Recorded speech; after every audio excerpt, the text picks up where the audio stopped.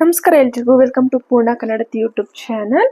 ಯಾರೆಲ್ಲ ಇನ್ನೂ channel subscribe ಆಗಿಲ್ಲ, ಸಬ್ಸ್ಕ್ರೈಬ್ ಆಗಿ ಅಂತ ಹೇಳ್ತಾ ನಾನು ಇವತ್ತು ಅನ್ನದ ಪಾಯಸನ ಹೇಗೆ ಮಾಡೋದು ಅಂತ ತಿಳಿಸ್ಕೊಡ್ತೀನಿ. ಈ ಸಲ ಊರಿಗೆ ಹೋದಾಗ ನಮ್ಮಮ್ಮ ಅನ್ನದ ಪಾಯಸ ಮಾಡಿದ್ರು, ತುಂಬ ಚೆನ್ನಾಗಿತ್ತು, ತುಂಬ ಟೇಸ್ಟಿಯಾಗಿತ್ತು. ಹಾಗೆ ಆ ರೆಸಿಪಿನ ನಿಮ್ಮ ಹತ್ರ ಶೇರ್ ಮಾಡ್ಕೊಬೇಕು ಅಂತ ಅನಿಸ್ತು, ಹಾಗಾಗಿ ವಿಡಿಯೋ ಹಾಕ್ತಾ ಇದ್ದೀನಿ. ಮೊದಲಿಗೆ ಒಂದು ಕುಕ್ಕರ್ಗೆ ನಾನು ಇಲ್ಲಿ ಒಂದು ಕಾಲು ಪಾವಷ್ಟು ಅಕ್ಕಿ ತಗೊಂಡಿದ್ದೀವಿ. ಸೊ ನಿಮಗೆ ಎಷ್ಟು ಬೇಕು ಕ್ವಾಂಟಿಟಿ ಅಷ್ಟನ್ನು ತಗೊಬೋದು. ಹಾಗೆ ಒಂದು ಸ್ವಲ್ಪ ಹರಳುಪ್ಪು ಹಾಕ್ಬಿಟ್ಟು ಸ್ವಲ್ಪ ಈಗ ನೀವು ಒಂದು ಗ್ಲಾಸ್ಗೆ 2 ಗ್ಲಾಸ್ ಆ ಥರ ನೀರು ಹಾಕ್ತೀರಾ. ಬಟ್ ಅದು ಇನ್ನೊಂದು ಗ್ಲಾಸ್ ಅಥವಾ ಇನ್ನೂ ಒಂದೂವರೆ ಗ್ಲಾಸ್ ಎಕ್ಸ್ಟ್ರಾ ನೀವು ನೀರು ಹಾಕೊಬೋದು. ಯಾಕೆಂದರೆ ಪಾಯಸ ಅಲ್ವಾ, ಸೊ ಅನ್ನ ಮೆತ್ತಗಿದ್ರು ಇಟ್ಸ್ ಓಕೆ, ಏನು ಪ್ರಾಬ್ಲಮ್ ಆಗಲ್ಲ. ಹಾಗೆ ಒಂದು 3ರಿಂದ 4 ವಿಷಲ್ ಹಾಕ್ಸ್ಕೊಂಡ್ರೆ ಸಾಕು. ಹಾಗೆ ಇನ್ನೊಂದು ಪಾತ್ರೆಗೆ ಕಪ್ಪು ಅಚ್ಚು ಬೆಲ್ಲ ತಗೊಂಡಿದ್ದೀವಿ 3 ಪೀಸು. ಅದನ್ನ ಪಾನಕ ಮಾಡೋದಕ್ಕೆ ಇಟ್ಕೊಬೇಕು. ಹಾಗೆ ಇಲ್ಲಿ ಅನ್ನ ರೆಡಿ ಆಗಿದೆ, ಹಾಗೆ ಪಾನಕ ಕೂಡ ರೆಡಿ ಆಗಿದೆ. ಹಾಗೆ ಇನ್ನೊಂದು ಪಾತ್ರೆಗೆ ನಾವು, ನಿಮ್ಮಲ್ಲಿ ಬೆಣ್ಣೆ ಇದ್ರೆ ಬೆಣ್ಣೆ, ಇಲ್ಲಾಂದ್ರೆ ತುಪ್ಪ ಇದ್ರೆ ತುಪ್ಪ, ಯಾವ್ದಾದ್ರೂ ಆಯ್ತು. ಬೆಣ್ಣೆ ನೀಟಾಗಿ ಕರಗಿದ್ಮೇಲೆ ಗೋಡಂಬಿನ ಹಾಕೊಂಡು ನೀಟಾಗಿ ಹುರ್ಕೊಬೇಕು. ಚೆನ್ನಾಗಿ ಗೋಡಂಬಿ ಫ್ರೈ ಮಾಡ್ಕೊಬೇಕು.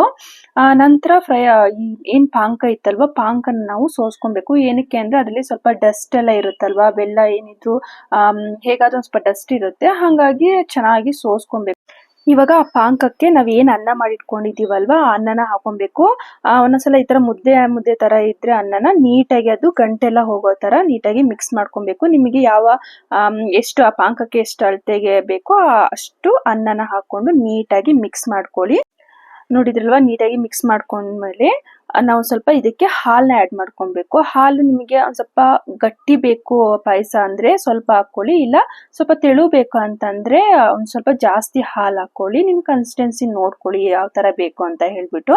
ನಂತರ ಸ್ವೀಟ್ ಅಂತಂದ್ರೆ ಏಲಕ್ಕಿ ಪುಡಿ ಉದುರಿಸ್ಬೇಕಲ್ವಾ. ಸೊ ಫೈನಲಿ ಸ್ವಲ್ಪ ಏಲಕ್ಕಿ ಬೀಜನ ಕುಟ್ಕೊಂಡು ಏಲಕ್ಕಿ ಪುಡಿ ಹಾಗೇನೆ ಕಾಯಿ ತುರಿ ಲಾಸ್ಟಿಗೆ ಹಸಿ ಕಾಯಿ ತುರಿನ ಉದುರಿಸ್ಕೊತಾ ಇದೀವಿ. ಸೊ ಈಗ ಅನ್ನದ ಪಾಯಸ ರೆಡಿ ಆಗಿದೆ. ನಿಮಗೆ ಲಾಸ್ಟಿಗೆ ಬೇಕಾದ್ರೆ ಸ್ವಲ್ಪ ತುಪ್ಪನೂ ಕೂಡ ಆ್ಯಡ್ ಮಾಡ್ಕೊಬೋದು.